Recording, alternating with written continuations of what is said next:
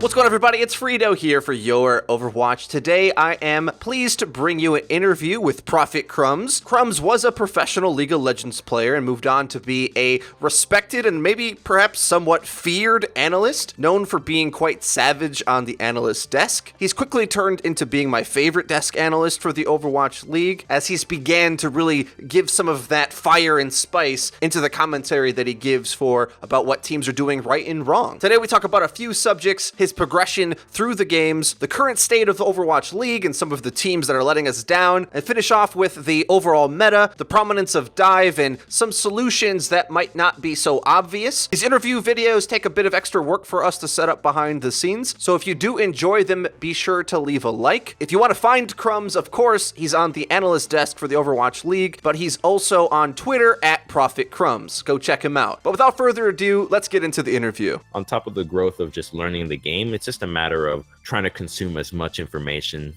that there is out there about the game. And I think eventually I hit a level where I get a lot more confident, because in League of Legends, my thing was way more critical than what is here in Overwatch League. In fact, I'm constantly struggling to hold back, because the kind of analysis that I would give in League of Legends was very harsh, very brash, and it was often correct, which is why I got the name of Prophet Crumbz. But unfortunately, I think that the direction that I still feel like I'm in, I don't know enough about the game to fully make these statements, or if I do, I'm short-sighting myself because I don't have the conviction to drive that home, so I just reserve myself a little more. So with League of Legends, would you say it's a more complicated game than Overwatch, or about similar? I think they're actually very similar. I think that in the decisions that players make in Overwatch, a lot of the decisions are much faster and you don't have that much time to think about them.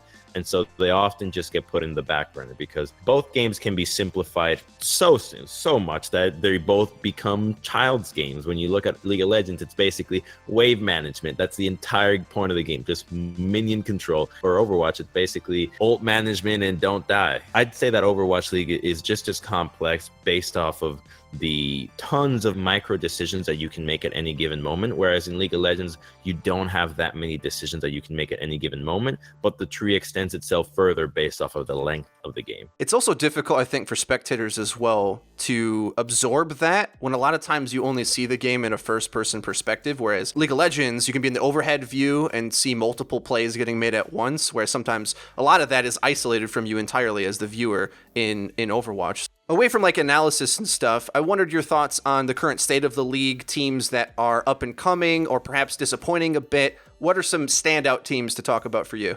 I mean, the number one team of disappointment. You would think that the Shanghai Dragons would take this list, but I think that the Dallas Fuel have made their way up there. And it's very unfortunate, because I think that they're putting just so much more pressure on themselves that they need to. And so what reminds me of seeing these teams struggle is that a lot of people coming into the Overwatch League are esport veterans that know how teams operate, when they win, when they lose, etc. And Overwatch is very new. And I think that's something that a lot of people forgot, that many of these players and teams are not used to. This is their first time, their first league. They're not going to be sure how to handle the pressure, the stress, the rigid schedules. And I think that culmination is just multiplying the issues that the Dallas Fuel is dealing with. And I don't want to sit here and harp on the specifics, because there's so many things right now that they just have to start from the ground up. And I think they're recognizing how an esports league works is the beginning for them to know, okay, where do we put our new foundation on this? Because at this point, so much has gone wrong. Stage 2 is about to be coming to a close. Do you have any picks? Have you thought about this yet, I guess, for who's going to end up winning it or even making the playoffs? Yeah, I've thought about this one a lot, actually, because we get our schedule a little bit ahead of time, and I didn't get to participate in the Stage 1 finals last time as an analyst, which perfect with me. I don't think I was that ready for it, but this time around, I'm going to be part of the Stage 2 finals for it. So just going to say, I think New York is definitely going to be in there. Now, who the next two teams are going to be, I'm not so sure yet. I'm not too faithful in the Gladiators, just because their schedule is so damn hard coming up next, that for them to do it would just be an outrageously impressive feat. Yeah, they have Philadelphia and Boston. They would have to beat those two teams to make it in, which is very difficult. I mean, if they do that, they basically could solidify themselves as one of the top teams for a while, but I think they still need a lot more time. So I think it's New York, London, and Seoul that are likely to be the teams that make it into the top 3, even though Seoul has been struggling a little bit. But this is what we expected to see in stage 1. And with those 3, I think New York should take it unless they choke. Most notably, I think a lot of people don't realize how much more powerful London is when they put all of their resources in appropriately. The Gladiators played really, really well in a series against London, but did they really prepare properly for that matchup? Do they take those games against teams that they assume are weaker as seriously? They played an entirely different roster, whereas when they come in to play against like Seoul, they're well prepared for matches that they are taking as a threat. Do you think this is kind of an issue that a lot of the top teams are going with this strategy of separate game plans for the week? It's a very Korean thing. When I was playing League of Legends in Korea, if we were not good enough to play against the A team, and I mean in practice, they would send us the B team until we're good enough to beat the B team, and then we'll go back to playing the A team. And this is a story that has gone on and on for foreigners going to Korea, for Korean teams dealing with Korean teams.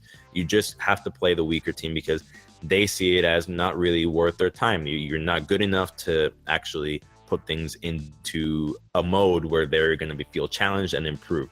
Whether that's happening in the Overwatch League or not, who knows? But another element about it is that these players and these organizations, they're a business. And so they benefit from having players pop off, players that you might not see all the time pop off. Because let's say you have a player on the team that is just being sub 24/7, but you see him pop off occasionally. Now that player's value increases. So when the trade season comes around, you might be able to get a better player in return from somebody that you might want to trade, but because you played him a bunch of times, his value has gone up because people saw him pop off, and now this player is going to be more valuable. So you get a better trade in the market. Your team now becomes a more powerful team when it comes to these decisions, and you can craft your team a little bit better in the downtime. So it's a big loop of things that come into it, as well as making money for the organization if the value goes up, if whatever trade deals benefit them. So there's a lot more at stake than just, oh, we don't think this team is worthy of our A team. Speaking of improving, what are some teams that you think are in need of changes in order to start to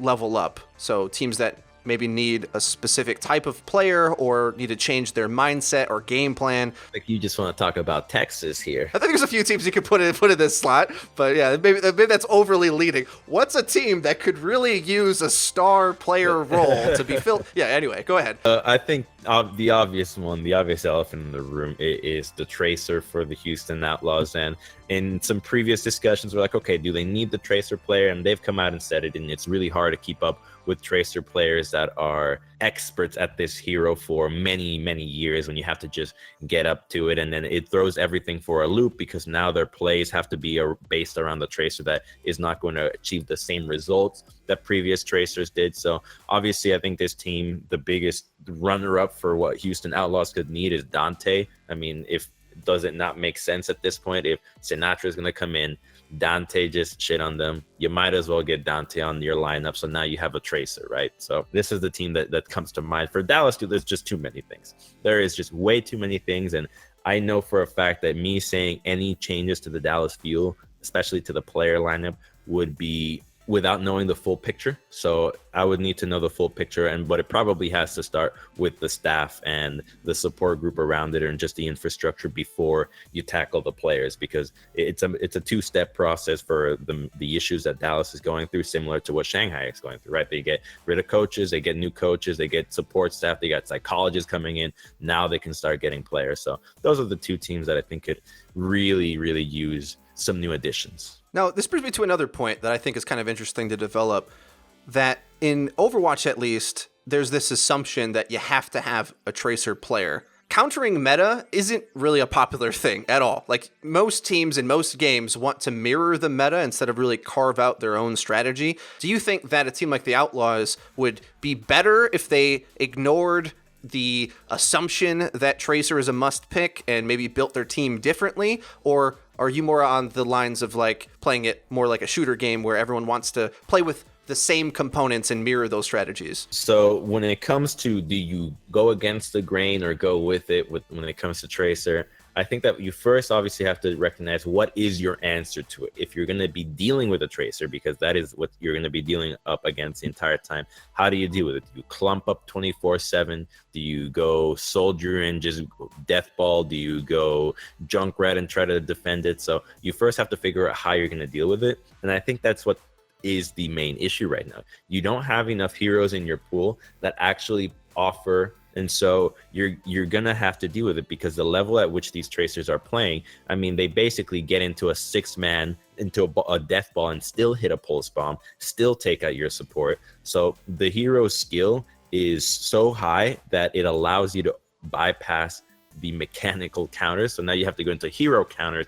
and there are no hero counters that are just that hard because of how good she can be with her mobility. So it's really difficult to counter tracer. And so I would say that you can't afford to do so right now. If there was a hero that just shut her down 24/7, okay, go for it. But you're not going to be able to run a McCree that can really legitimately take down the tracer consistently. We've seen, say, Bilby outplay McCree's time and time again. You can recall or blink his flashbang and then he's dead. I would say that the Outlaws need a tracer for now, and I don't see tracer getting nerfed anytime soon. Is there any heroes that you think maybe could use a little help, a bit of a buff? Mei, if you have a sick Mei, I mean, you could essentially get rid of tracer to a certain extent and make your death ball that much more strong, because you are grouped up and you can then use your wall to wall off certain targets in order to get an even larger numbers advantage theoretically, because tracer shouldn't be with the team as you're already zoning. So I think Mei would be a very interesting hero for me, because I think that the utility that she brings can be so massively valuable, but it's just difficult to utilize. That if she just got a little bit stronger, she, in terms of strategy, would just be so cool to watch. If Brigida gets used at all, you are going to maybe start to see the combination of these crowd control effects be paired together, because that makes me start to remember how certain comps are made in MOBA games. Overall, this is an entirely side conversation, but the one cool thing about MOBA games that Overwatch doesn't have enough of, in my opinion, right now, is different ways to build your comp, whether you're going more for fragging or lane control, as you say, farming, jungling, or sieging. There's like different ways to build it, and I think we could see that eventually, if they keep adding characters that are crowd control in nature, where they start to pair together, and before you know it, maybe everyone's just playing that, and we're complaining about how slow the game is. That's a whole new problem, possibly. But I'm interested to see it maybe move in that direction. Well, I think the issue with that is actually the verticality that is in an FPS, whereas you don't have that in a MOBA game, really. You just have your X and Y axis. Verticality is just a minor trait, and it's often just seen as mobility and heroes that can move in the X and Y axis or go over terrain a little bit more. And so in Overwatch League, you've got verticality being a major component of the game. You have to acknowledge it. If you have somebody in high ground and you don't have a way to get to high ground, you're pretty doomed from the start. So as long as they introduce more ways to get into high ground, maybe more jump packs or heroes that jump in, or ramps, or just anything that makes it a little bit easier to get up there, I think would enhance the heroes. But then you also have the matter of mobility, because the heroes that can get to high ground also happen to be the fastest heroes for the majority, whereas in MOBA, speed typically gets universally nerfed, where it's everybody moves at around the same speed, so there's no major advantages that way. You instead have to purchase them, so they're not that obvious, or at least from the very start of the game. Whereas in Overwatch League, I mean, you could just have a Roadhog walk from spawn to point and do that multiple times, and it's not going to take too long before a Diva or a Winston can do that process in multiples more than Roadhog can, allowing you more fights. Right. The tug of war battle, as it will, with the reinforcement time is definitely an issue. And also, the map design thing is quite interesting. This has been around for a long time, and I hope maybe we can get you to sign the illusionary petition here to put on Hollywood Streets phase, there should be bounce pads instead of the little elevator platforms. If there was more bounce pads in general in the game, I think we can largely see some of this start to shift. Imagine, like, if there's just a bounce pad on Numbani somewhere first, you can just deal with that high ground in an entirely different way, whereas requiring 10 minutes to go get high ground somewhere is really prohibitive for a lot of these slower characters. But at the same time, though, as much as I might be leaning towards slower play, if we watch maps like King's Row or Control Center, then that's pretty much all anybody plays is slow comp. So I think maybe the best answer is having just more diverse styles of maps. You hit something really interesting there, because I think that might also be a symptom of the map pool that we have. Because let's say that we had a combined map pool that featured for every mode, every single map that offers the most variation in composition, then we wouldn't be having such a stern discussion about how the heroes shape the meta with the maps and the verticality, because you would see all sorts of heroes be played constantly, so it wouldn't be such a major issue. But because we have 2 maps per mode in the stage, then it becomes a lot more obvious about what's going on with certain map modes and how they enable certain heroes. So I think that if there is just a massive selection, or even a more nitpicky selection based around the composition that would be ran, then the conversation about the heroes would be a lot different.